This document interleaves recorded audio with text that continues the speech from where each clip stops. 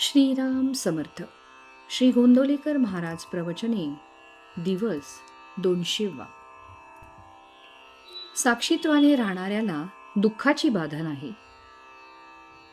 देहबुद्धी आहे तोवर, म्हणजे मी देही आहे ही भावना आहे तोपर्यंत काळजी राहणारच. काळजी मनातून असते. जोवर संशय फिटत नाही, परमेश्वराचा आधार वाटत नाही, तोवर काळजीही मनाला सोडित नाही.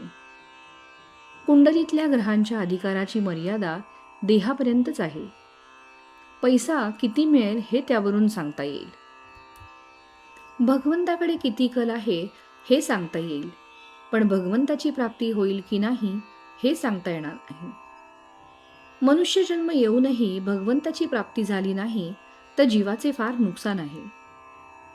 भगवंताच्या प्राप्तीची मनापासून तळमळ लागायला पाहिजे. एकदा का अशी तळमळ लागली की मनुष्य वेडा बनतो आणि कोणी संत भेटला की निवांत होतो. संत आपल्यावर येणारी संकटे नाहीशी करत नाहीत, तर त्या संकटाची भीती नाहीशी करतात.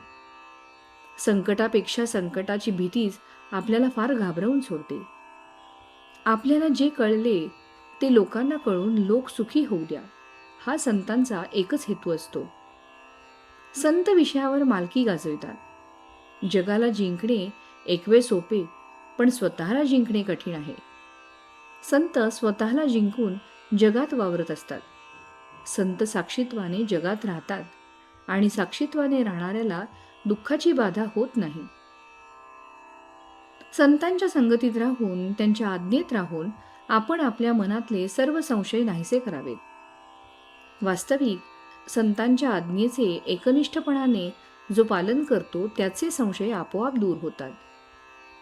जोवर संशय आहे तोवर असमाधान आहे. समाधान हे आपल्यालाच घ्यायचे असते. म्हणून ज्याला समाधानी राहायचे आहे त्याने फार धडपड करू नये. जशी स्थिती येईल त्या स्थितीत समाधानात राहावे. कचेरीचे विचार आपल्याबरोबर घरी आणू नयेत, ते तिथेच ठेवावेत. घरातले वातावरण शुद्ध आणि निसंशयाचे असावे. भोळेपण एक प्रकारे चांगले, ती भाग्याची गोष्ट आहे.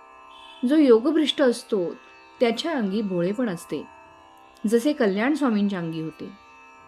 झालेल्या गोष्टी विसरून जाण्यातच खरा आनंद आहे, पण ती विसरणे कृत्रिमपणे न आणता भगवंताच्या स्मरणात राहिल्याने आले पाहिजे.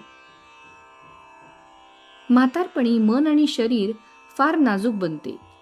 त्यावेळी शरीर सुद्धा बरे राहायला आनंद हे फार मोठे औषध आहे. हसावे, खेळावे, लहान मुलात मिसळावे, थट्टा विनोद करावा, काहीही करावे, पण आनंदात राहावे. ज्याचा आनंद कायम टिकला त्याच्याच जन्माचे सार्थक झाले. तात्पर्य: समाधान ही परमेश्वराची देणगी आहे. ती मिळवण्याचा उपाय म्हणजे भगवंताचे स्मरण होय. श्रीराम समर्थ.